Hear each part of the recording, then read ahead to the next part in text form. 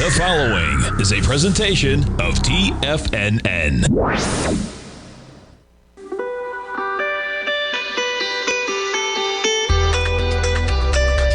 The Morning Market Kickoff with your host, Tommy O'Brien.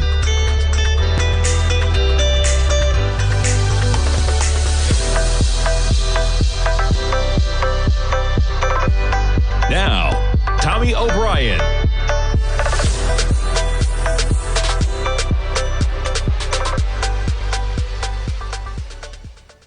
Good morning, everybody. I'm Tommy O'Brien coming to you live from TFNN Tuesday morning, just after 9 a.m. Eastern Time. We got about 30 minutes to go until the start of trading.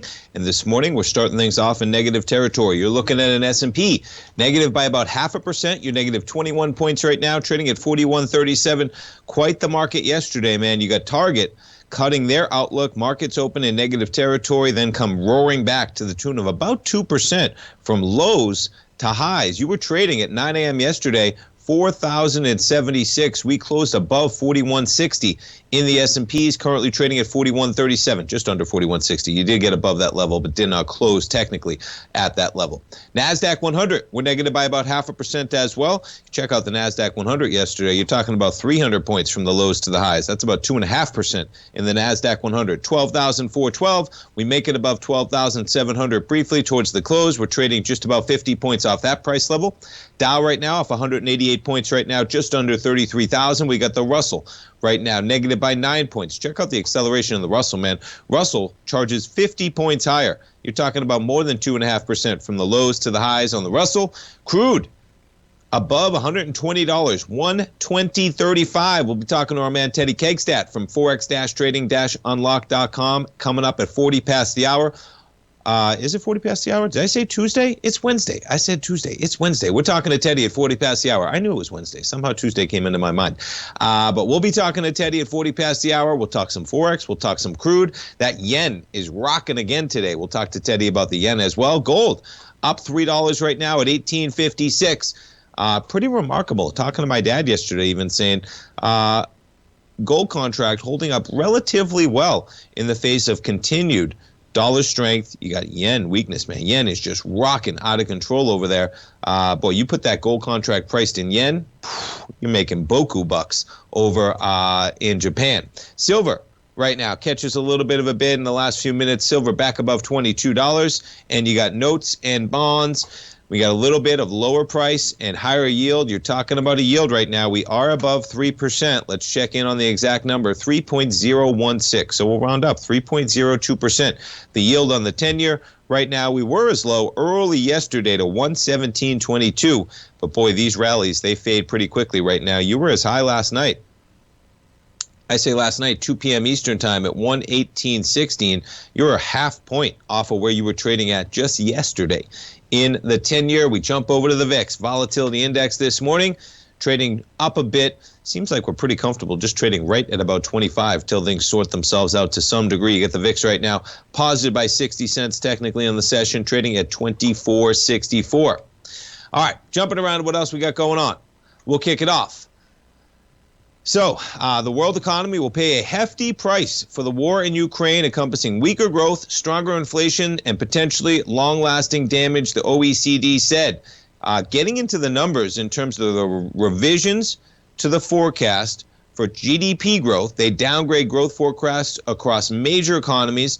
On the globe, you're talking about 3%. They had put that number at 4.5% in December.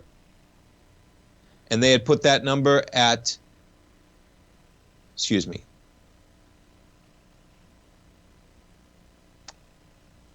from 4.5 it predicted in December and doubled its inflation projection to nearly 9% for its 38 member countries, according to the forecast released Wednesday in Paris. In 2023, it expects growth to slow to 2.8%. Now you look at the world, there's your number, 3% down from 4.5.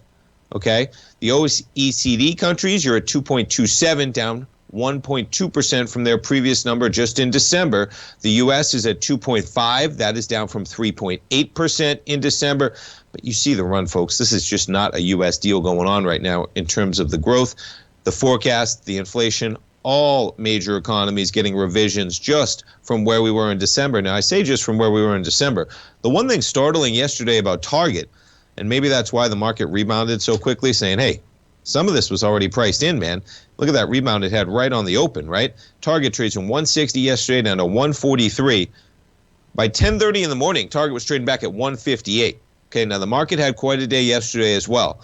But folks, they came out and they basically said on their last earnings, now that's a weekly, only 3 weeks ago, let's put it on a daily to see the exact day and how many days we're talking about here. That number out May 17th or 18th, you're talking about 3 weeks ago. And I remember coming home at the time and saying, hey, Target's going to have some good sales, man. They got way too much inventory. They're going to have to get rid of it. That was basically the deal yesterday. The one thing that they did say, though, that's remarkable is that they had their profit margin sitting at about 5.2% even after this debacle on earnings. That number's down at 2% now. Now, they were at 5.2% with a wide range. Okay, so it seems like on the earnings, they kind of were giving themselves, hey, anything could happen here. We're not really sure. We're giving ourselves a wide range of where the profit margin's going to come in. Well, now they're saying, no, it's going to be on the super low end of that, even lower than we anticipated, 2% profit margin. The one thing they did say, though, is that the second half of the year, they'll come in at 6%. The one problem with that is how are you going to believe a company that says we're very confident in the second half of the year of our profit margin estimates? Meanwhile, just 3 weeks ago, we blew the call completely, saying we were going to hit 5.2, and now we're at 2%. Well, how long is it going to take for them to say that 6% might not be 6%? Very possible in this market, as we all know. Target this morning, you're trading down $2 right now. That's more than a percentage drop for Target shares to 153.90 right now. You would jump over to Walmart. They got hit yesterday as well. They did trade higher intraday just as Target did, but you traded down to 118, got back to about 123 early in the day. Walmart not getting hit as hard overnight as Target is right now. Walmart barely in the red. Jump over to Amazon, quite the pullback as well, man. Amazon up to almost 129 on the first day they go split. There's your 20 for 1. Always nice, man. Thinkorswim. They are a sponsor, folks. I know I'm biased, but I would use them anyway. And there you go, 20 for 1 right on there. I love how they have the earnings dates marked on the chart. They have the dividend dates marked on the chart as well. For clarity, right? You back that out. Their earnings. Amazon, not a dividend stock. If they had dividends, those would be listed as well. But now you got the 20 for 1 listed to know exactly when that happened on that equity, back to the short-term time frame. And again, you're dealing with 20 shares for every one previously. Just for some context there, you were up to 129. You traded to 122. That's a $7 move. That's a $140 pullback from where you were trading just on Monday to where you were Tuesday. Probably an irrational high, getting a little bit ahead of itself with just a stock split there with Amazon, trading up to $128.99. You're back this morning. Amazon, they're going to open down about 50 cents to $122.50. We jump around to some of the other FANG stocks as we come into the break. You got Microsoft trading down slightly. Microsoft, nice acceleration yesterday to positive prices. This morning, you're giving back slightly some of those gains. You got Apple shares this morning. You talk about a surge, man. Apple, they got 16.5 billion shares outstanding. Yesterday, they traded up about $5 from where they opened to where they closed. Folks, that is an $80 billion market cap increase for Apple. The number is just staggering on that stock. We jump over to Tesla. They had a little bit of a pop yesterday as well, up to $7.16. Tesla up about $4 this morning. Jump over to Twitter shares. Twitter sitting right at about $40. Stay tuned, folks. We'll be coming back. We'll be talking to our man Kevin Hincks from TD Ameritrade Fast Market. We'll be right back.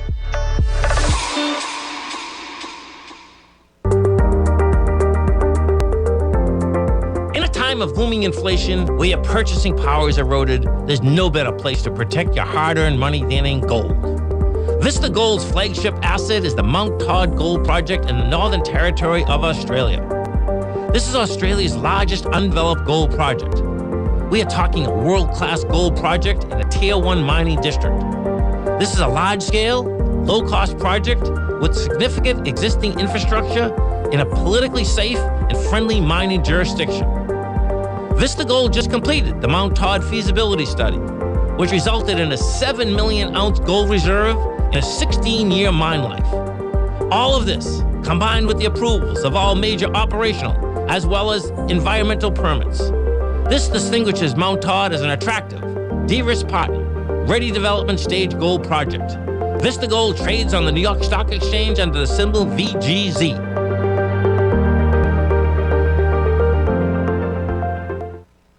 Everything in the universe is governed by the Fibonacci sequence. This mathematical principle is responsible for everything from the most aesthetically pleasing artwork to patterns in the stock market. To stay on top of stock patterns you can take advantage of, sign up for the Fibonacci 24/7 newsletter at TFNN.com. When you subscribe, you'll get a weekly report from veteran day trader Larry Pesavento on stocks you need to pay attention to. And you can trust Larry's analysis. After all, he's got 45 years experience as a day trader. Larry will also provide daily charts, videos, and data on the key markets that he's tracking.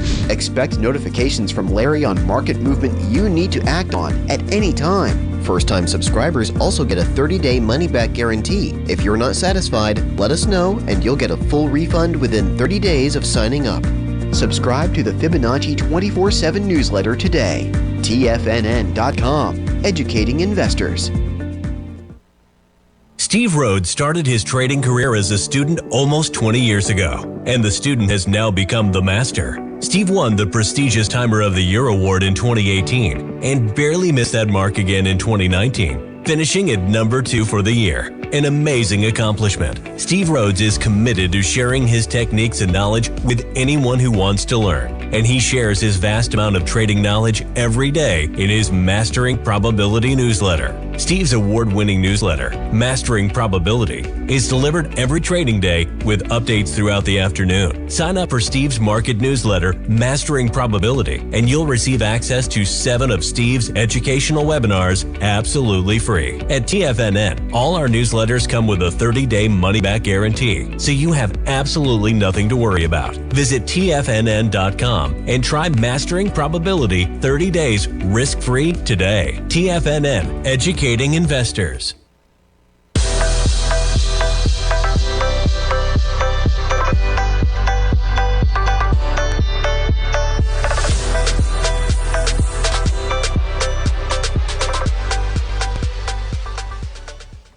Welcome back, folks. We have the S&P right now, negative by 20 points. You get the NASDAQ 100, negative by 55. We get the Dow, negative by 174. Let's jump over to our man, Kevin Hincks. Every trading day, folks, 12 noon Eastern time, right here on Tiger TV, Fast Market, with your host, Kevin Hincks, Tom White. They break down the day's market action. They walk you through hypothetical trade setups. You're talking options, folks. You're talking defined risk. Kevin Hincks, good morning. Good morning, Tommy O'Brien. Yep, slow day here ahead of Friday's CPI data. Not much to go on, but some things moving. Mortgage apps were horrible. Those came out about 6 a.m. this morning.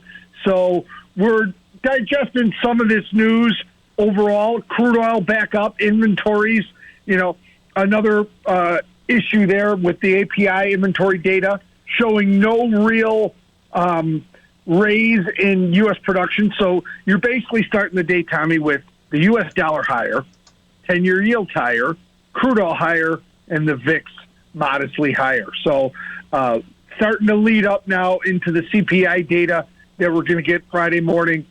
The year-over-year numbers are looking at over 8% and right around 6% in terms of the core.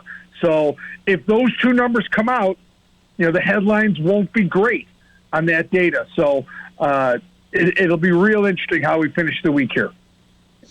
Yeah, so we are in kind of a slow period, especially earnings kind of drying up a bit. I know we got some companies coming out today. We get CPI on Friday, as you said. We got a Fed meeting tomorrow. It seems like, Kevin, right now, the Fed probably, and this is my opinion inserting it in here, but the Fed's probably on course, at least for the next meeting or two, to give their approach some time. And I imagine that's what you may hear next week when Chairman Powell has his press conference saying, listen, this is our course, right?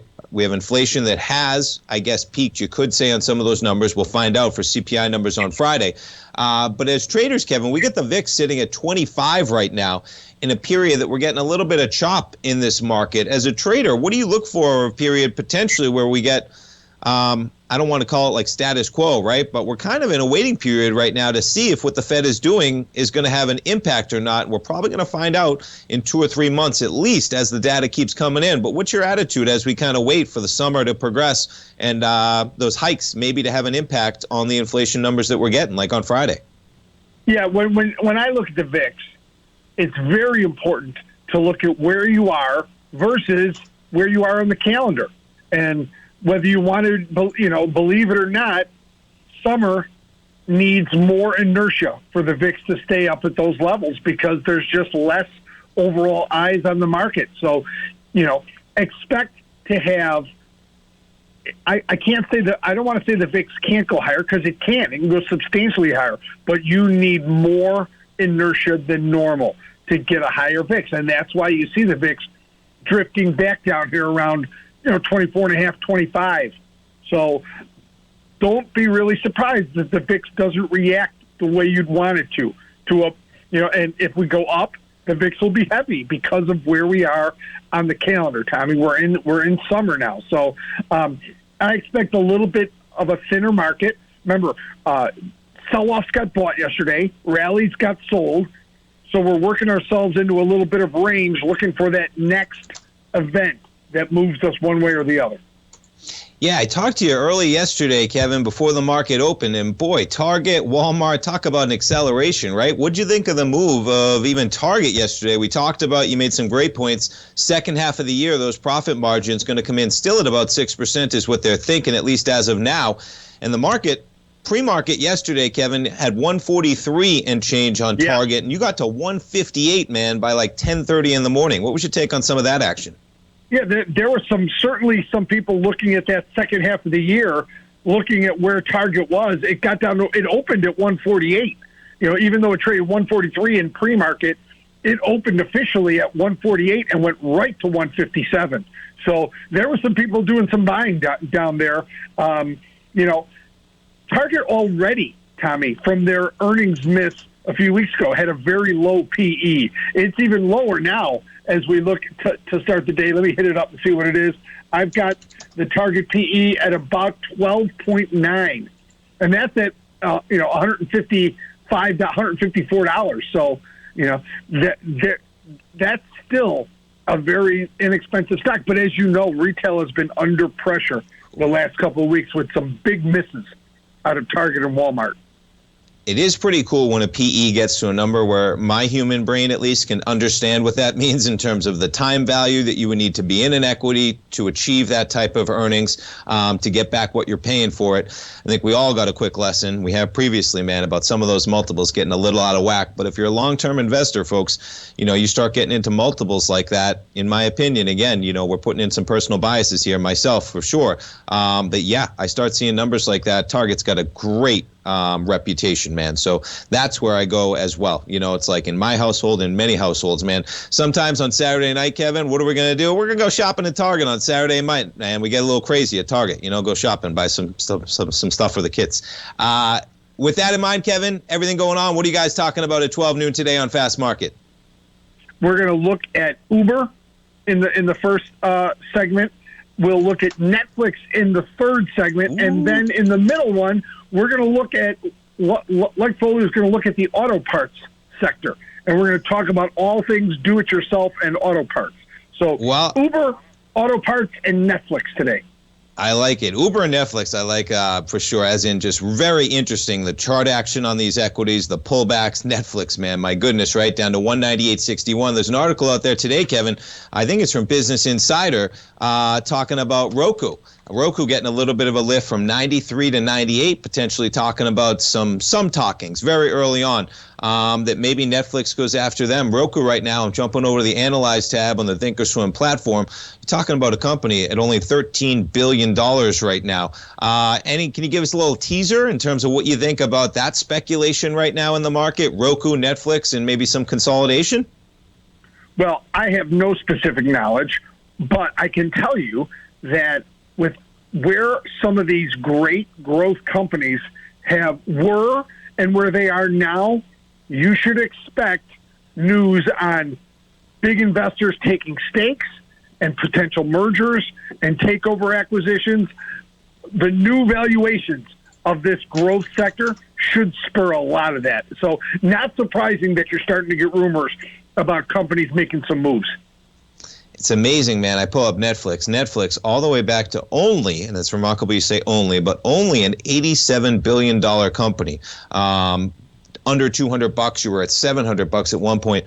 But Roku, man, I have been talking about it, thinking about it. It is really remarkable that you have a company and the reach they have in the streaming arena, which has some of the biggest players out there in terms of Apple, Amazon, Netflix. $13 billion is what they have a market cap for right now. Apple's got 16.5 billion shares, man, so that's not even $1 a share for a company like Apple. Amazon, a little bit of a bigger price tag.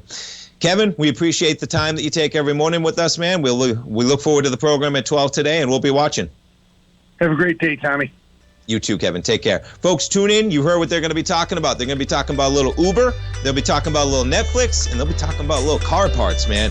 And, talk about some moves, man. Uber, checking out the pullback from $64 to $25, almost at COVID lows, man. Stay tuned, folks. Right back to the market open.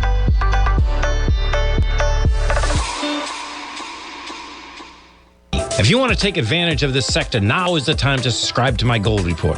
The Gold Report is a comprehensive look at the metal sector as well as the markets that move gold, which is the currency and bond markets. New subscribers get a 30-day money-back guarantee, so you have nothing to lose. Every Monday morning, I publish the Gold Report with coverage of gold, silver, bonds, the XAU, HUI, GDX, as well as more than 30 different mining equities. To see for yourself the types of profitable trades that are recommended within the Gold Report, sign up now by visiting TFNN.com. Don't miss out on the next great gold trade. Sign up today. TFNN has just launched their new trading room, the Tiger's Den. Hosted at Discord, TFNN has been educating traders for more than 20 years with live programming hosted by a variety of professional traders during market hours. And now they are expanding their reach with the Tiger's Den, available to all tigers and tigresses for just $1 for the year. There's no catch or added costs when you join our community of traders. In the Tiger's Den, you can look over the shoulders of Tom O'Brien and the other TFNN hosts while they analyze charts during their live Tiger TV programs, and join an interactive trading community with hundreds of members exchanging ideas. Interact with other tigers and tigresses as they share trading ideas, news analysis, and discuss the market action all trading day, even at night and on the weekends. The Tiger's Den at Discord is accessible on mobile or tablets as well, so it's always at your reach. To sign up today and become a part of this educational community of traders, just visit the front page of TFNN.com.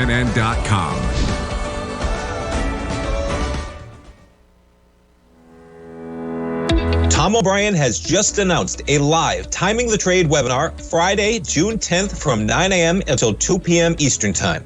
Join Tom O'Brien for 5 hours of live education as he teaches you his trading methodology right from his best-selling book, The Art of Timing the Trade, Your Ultimate Trading Mastery System. In this live webinar, Tom O'Brien will be teaching you his entire trading system, including quality volume, ABC structures, Fibonacci confluence zones, cause and effect, swing points, and more. We will be limiting this class to 40 attendees, so please do not delay and reserve your seat today for this special live event with Tom O'Brien. All attendees will also receive a physical copy of his book, The Art of Timing the Trade, an $88 value, mailed to you, along with a free month of his daily newsletter, Market Insights, a $169 value. For all the details and to reserve your seat today, visit the front page of TFNN.com. TFNN, educating investors. This segment is brought to you by Thinkorswim. For more information, just click the Thinkorswim banner on the front page of TFNN.com.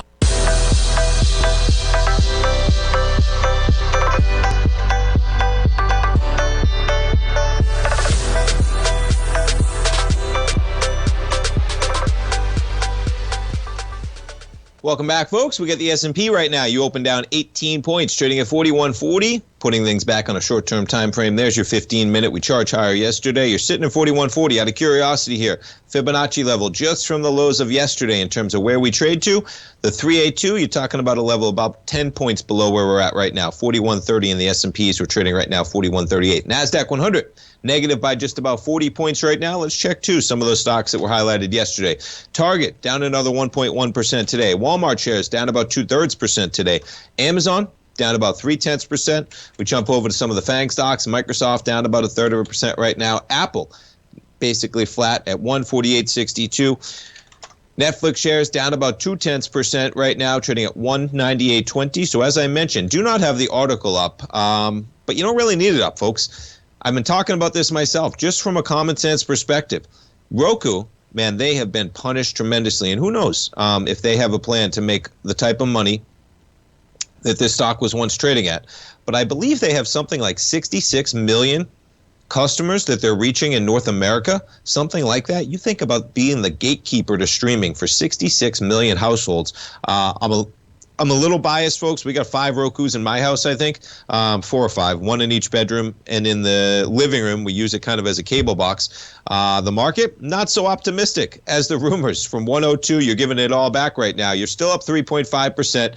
We jump over to the daily on this equity, man. Yeah, you're off the lows, but you're just chopping around between about 75, 80 bucks and the 100 being the top end. But Kevin made the great point. At these valuations, folks, I mean, you're talking about a company valued at $13.1 billion right now. Netflix, that's quite a price tag, right? Netflix is trading at about $87 billion market cap.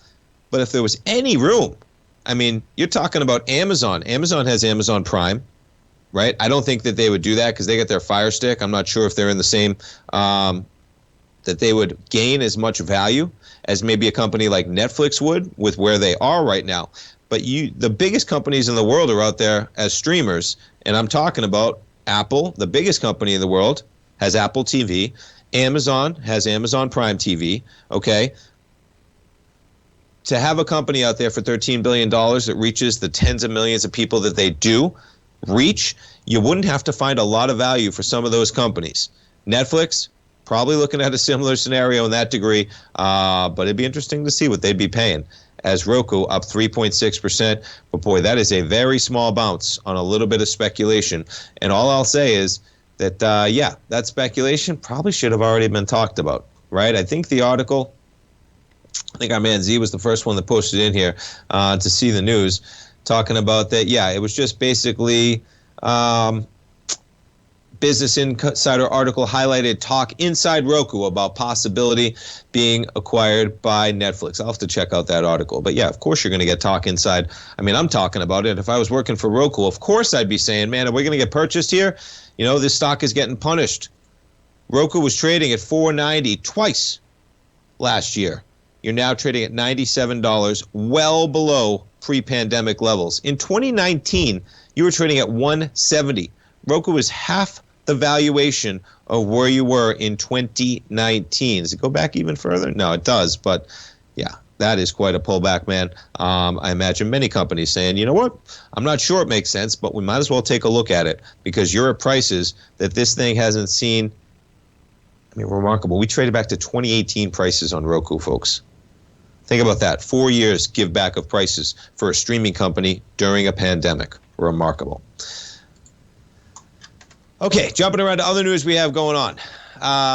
Let me pull this up here.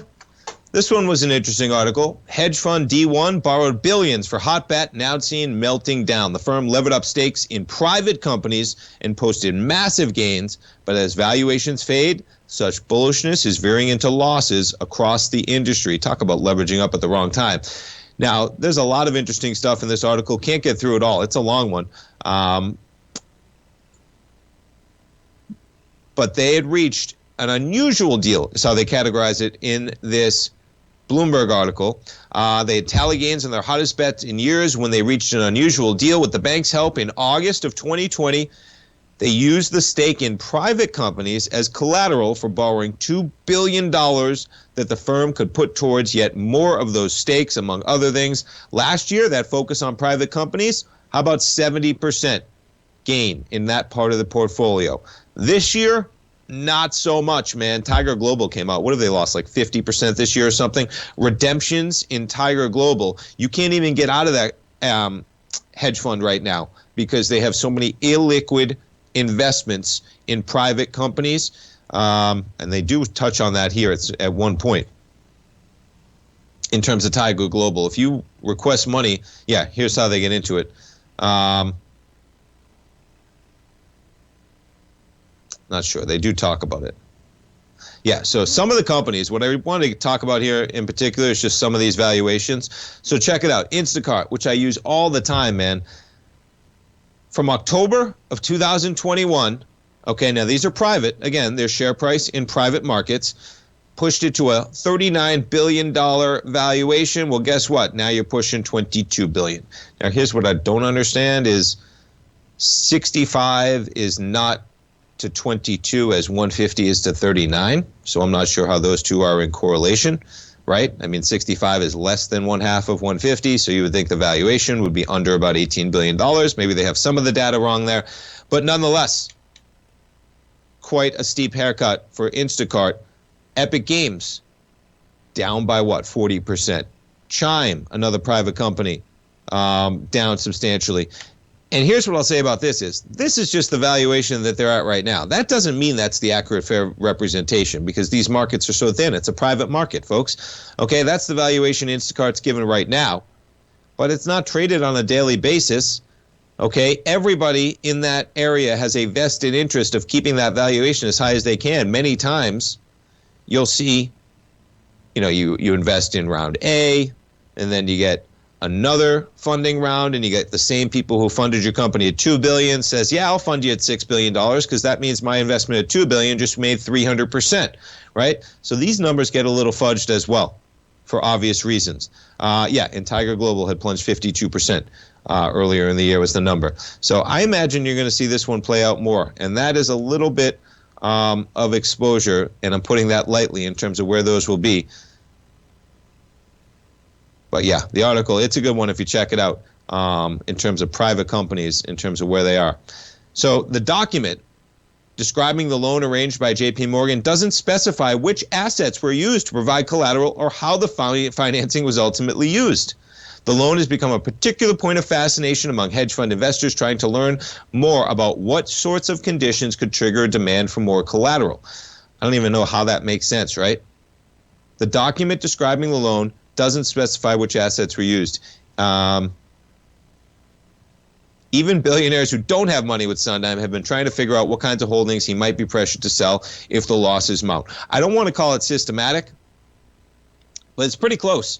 When you got hedge funds leveraging up with J.P. Morgan to plow into more private companies that are probably way above the valuations they deserve to be at. You think growth stocks get hit, folks, with a valuation problem?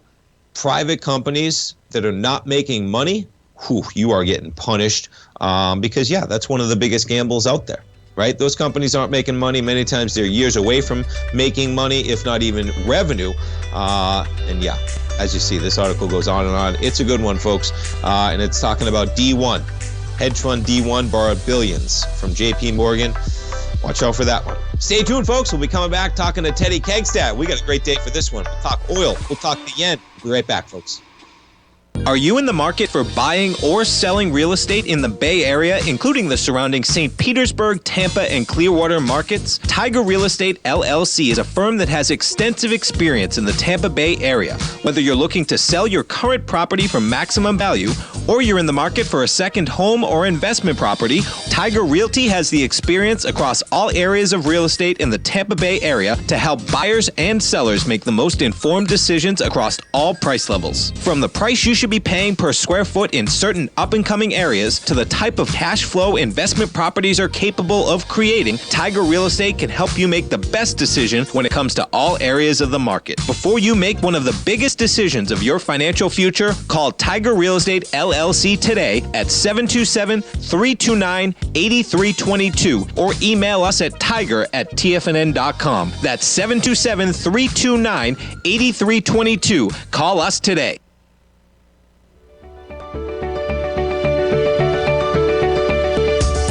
The technology around us is changing every day. With so much happening, it can seem impossible to keep up with all the information. David White's investment newsletter, The Technology Insider, is designed to give you all the information you need to understand the technology that shapes today's markets and tomorrow's future. David White has made his living staying on the cutting edge of technology.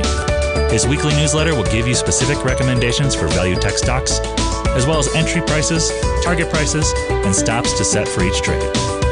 Dave delivers his weekly newsletters every Friday with updates throughout the week. You can get the Technology Insider at TFNN.com for only $37.50. Sign up for David's newsletter, The Technology Insider, and get an inside look at everything the technology sector has to offer. Try it risk-free today with our 30-day money-back guarantee. TFNN, educating investors.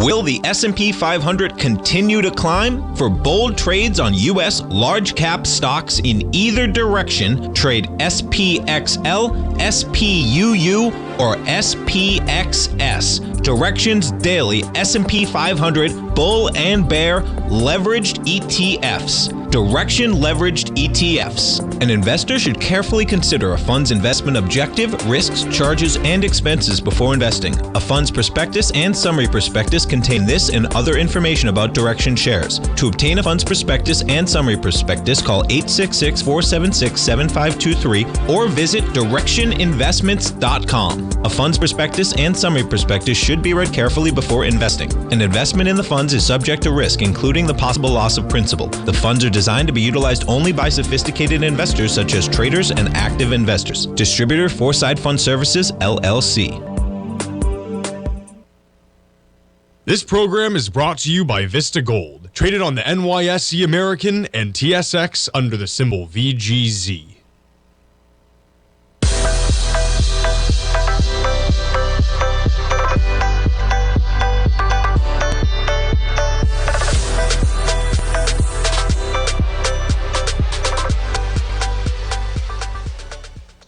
Welcome back, folks. We get the S&P sitting down about 20 points right now. A little bit of volatility in both directions. I will point out, I pulled up on that chart, the 382. The market jumps right down to that 41.30 price point. We're back up to where we opened at 41.37. Let's jump over to our man, Teddy Kegstad. We talk to Teddy, folks, every Wednesday at 40 past the hour. You can reach Teddy every trading day at his website, forex-trading-unlock.com. Teddy Kegstad, good morning. Good morning, Tommy. What do you want to talk about first, the yen or crude? Let's talk the yen, man, because crude's always fun, but boy, this yen, I was talking to my dad yesterday, and you've been on fire, man, with crude, but we're going to add the yen to this one, Teddy. This is quite a move we got going on, and it is not stopping right now. Let's talk the yen, man. Yeah, last week, and since we talked last, it blasted off. It finally broke out to the upside. I mean, last month it was weighing heavy. I mean, I was taking heat all month. So, but yeah, I'm surprised at how quickly in the past couple of days. I mean, right now we got up to, what is it? We're trading 134.08. I mean, it's a very impressive rally through resistance right now. You know, I mean, 130 was a line in the sand with the Bank of Japan and the Ministry of Finance there, and so far we haven't heard a word about anything, and they were very adamant about defending their currency, and now it's $4 higher than that target line. So it's very interesting. I think we're gonna see some pretty good corrections on this move, but I believe that we're gonna keep trending higher as long as oil does. Oil's up, it's pushing the 120 barrel mark, and I think as long as it continues, as long as that trend remains forcibly breaking through resistance, this is what's going to happen with the U.S. dollar yen. The two are in tandem right now, especially as you're cutting, through these new highs. Do you see an area? I mean, it's so tough in terms of this. There's no area even over this right now, but do you see an area that this thing maybe runs into resistance? I got to put this thing back on the chart going back to 1998, man, on my chart. I know. I was looking at that last weekend, and I was like, Jesus, this thing hasn't been trading like this with this kind of momentum in a very long time. Yeah. And I think it's really going to keep on hammering its way higher. It just really is. There's no reason right now fundamentally. I mean, obviously technicals are way overbought, so those are out the window, Sure. But the trend is your friend, and you look at how it corrected in May. It had a nice correction off its highs, but that was just like a new basing, for that to, to provide this new move up higher. Yeah, I mean, sometimes my dad will talk about it. Sometimes if you want to be a bull, man, a pullback is not a bad thing, just especially after you get a run like that, where you trade in March from 114 almost to 130. You pull back $3 or $4 in the context of the run it just had. Maybe that's just enough breathing room for the next leg up, and this time that's what happened. And also gold. one thing. Go ahead. Sorry to interrupt you, but the 30-year is also one of the reasons why, because as oil is going up, 30-year prices are going down. That's another factor that's really giving strength to the U.S. dollar, because if you look at the U.S. dollar versus the euro and the pound and many other currencies, they're relatively quiet today. But this is very impactful on the yen right now, because you have the oil trade and also the interest rate trade that are really driving this rally. Man, that market, you almost can't overstate. I was talking to my dad yesterday. I said, man, that thing looks strong. I know that's not good for gold, but you can't deny it's that move. Jump into gold for a second, because I know you're not a huge gold trader, but I was talking to my dad. Gold, in my opinion, has held up pretty well in terms of what's happening in the yen. Usually, right, that would be a real tough go around, with the yen going from 114 to 134 over the span of 3 months. But over that time frame, from where the gold was, you had gold. Yeah, it was up at 2,078, but that thing was trading by March 16th at 1922, and we're only at 1855. I was playing with charts earlier. I mean, if you have gold priced in yens, man, you are making some crazy coin. Right. What do you see? Do you see anything? Do you look at that gold market at all, first of all? But what happens maybe if we do get eventually some kind of pause in terms of that yen? Could gold really maybe find a bid if we start getting some weakness in some of those factors, maybe a reversal? And I'm talking, maybe some months down the line. But what's your opinion on that one at all? I think that gold's kind of finding its stability range right now. I think that it definitely over time, I think it's more of a bull than a bear. I think that there's a lot of issues as the economies are starting to find, with inflation and what have you, as there's slowdowns going on in manufacturing and other things like that. I think that's kind of putting a little bit of a little stranglehold on demand for gold, because gold right now, it's that on a manufacturing for industrial purposes, that's where the stranglehold is. We know there's a demand as far as like a hedge for inflation right now. Obviously, demand in India and China is very, very high for gold. That's not going to wane anytime soon, but there's other mechanisms that are being held back. And I think that's why you kind of have this range situation setting up. But I think the bull is there, and it's going to continue to go higher, especially as inflation really starts to hit really bad over the next few months. So I would think that in 3-4 months from now, you're going to see gold a lot higher than it is right now. Nice. So let's talk a little bit of crude. You referenced it a little bit with the yen, but we're sitting right at about $120. It is remarkable, man. When I put up this chart, you have now I have it on a weekly, Teddy, just real quick, going back 3 or 4 years to get the full move from COVID. The move really began, you could say, in November, right, when you're sitting at $66. But it almost looks, Teddy, like it began when this thing was at the doldrums in April. On my continuous, I got it at $6.50. And like you say, almost in the yen, yeah, we have some pullbacks. But it's been higher highs and higher lows the whole time. Just zooming in on this recent action, though, what's your kind of short-term to medium-term take on where we may see crude in the coming weeks or months as we go into, summer driving and summer trading as well? Well, you know what? The reality is the demand is there, because, it's kind of funny, like, obviously during the pandemic, traffic and stuff like that died down. I mean, I'm in a very metropolitan area, Chicagoland. You got over 10 million people living in, this area. The driving habits of people definitely had changed during the pandemic. People started coming back to the roads when things opened up. But you saw a lot of, like, for instance, rush hour. It was from like 4:30 to 5:30. By 5:30 everywhere, there really wasn't congestion up until recently. Now, now it's back to normal. Like, we're talking about at 1 o'clock, 2 o'clock in the afternoon, rush hour starting, and driving times are just escalating. So demand for oil and people are going around, so that's going to help to drive this. I think that's this rally is just I just don't see it stopping anytime soon. We have the only thing that we need now is for it to have some kind of major increase in supply that could possibly put a drag on this rally. But where is that going to come from? So unless that factor gets changes, I can't see how the momentum is not going to change, because people may be making choices on what they're doing, but they're still moving around and more than they have been in 2 years. So, I mean, it's the reality.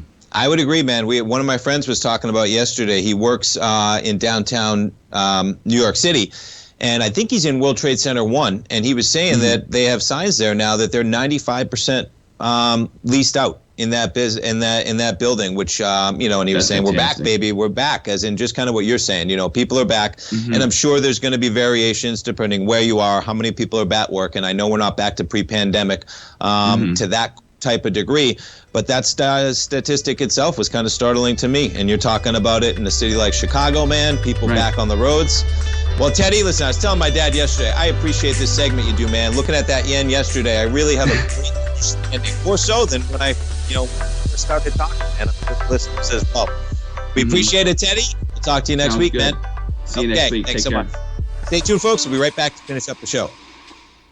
Sharpening your skills as an investor is like getting better at playing a musical instrument. You have to practice, sure, but you also need excellent instruction from experts. At TFNN, you'll get advice and guidance from the authority in technical market analysis. And it's not just dry, tedious text either. TFNN airs live financial content streamed live on TFNN.com and TFNN's YouTube channel with Tiger TV, live every market day from 8:30 a.m. to 4 p.m. Eastern. For free. Each host is an experienced trader and gives their take on the market while taking calls and questions live from around the world. From the moment the market opens until the closing bell sounds, Tiger TV has 8 different shows with expert hosts to help you make the right moves with your money. Watch online at TFNN.com or on TFNN's YouTube channel and become the investor you were born to be. TFNN, educating investors. You might think that if you want to be successful at trading in the stock market, you're going to need a crystal ball. After all, it's impossible to predict the future, right? Like any endeavor in life, before you decide it's impossible, get some advice from the experts. You might find that it's not so impossible after all. For daily market overviews that give you direction on the key indices, selective stocks, and commodities, subscribe to the Opening Call newsletter at TFNN.com. The Opening Call newsletter is written by Basil Chapman, creator of the trading methodology known as the Chapman Wave.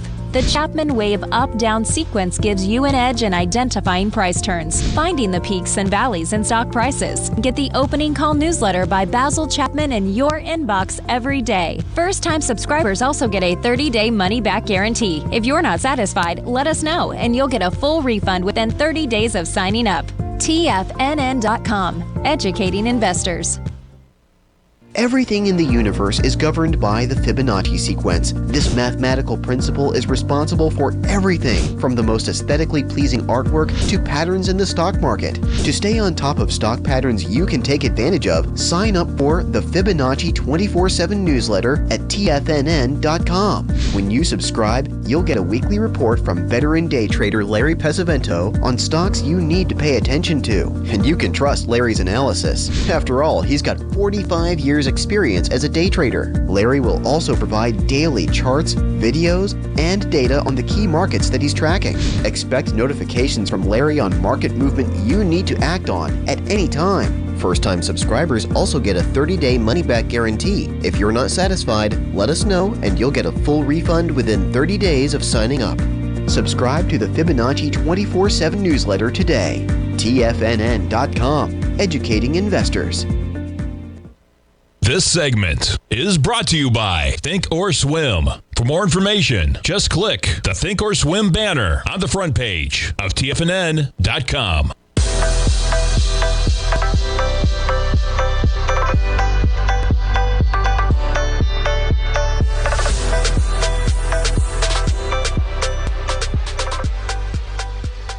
Welcome back, folks. We got the markets catching a little bit of a bid right now. You got the NASDAQ in the positive. Let's zoom in on that action. Come on, where am I? It's not catching the most recent. What's going on in my charts here? Something's going on. Put it on a 15-minute. There we go. You get the market popping up to 41.56. S&P's within a couple points of getting green right now. NASDAQ charges green. You're up right now 49 points, 12,007. Let me get the 12,761. Jumping to notes and bonds, we get higher yields. Great point in the den right now. Somebody just made saying, yeah, NASDAQ hasn't given it up, even though we have a little bit of lower price and higher yield in the 10-year. You're talking about a 10-year right now, 3.02%, the yield on the 10-year. As we talk about a little yield, we jump to the mortgage demand this morning. Falls to the lowest level in 22 years amid rising rates and slowing home sales. It seems like mortgage numbers have been at 3% forever. I'm exaggerating, but they haven't been at 5.4%, folks. It has a real impact. Average contract interest rate, 5.4%.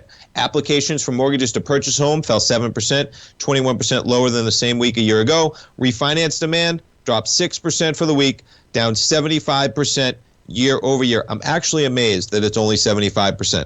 Because who is refinancing right now at 5.4% for a 30-year? I understand, you're in a situation, you need cash out, whatever it is, right?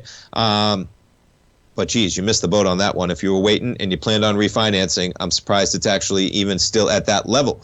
Total mortgage application volume fell 6.5% last week compared with the previous week. 5.4% is the number, and refinance is down dramatically, as would be expected. All right, folks.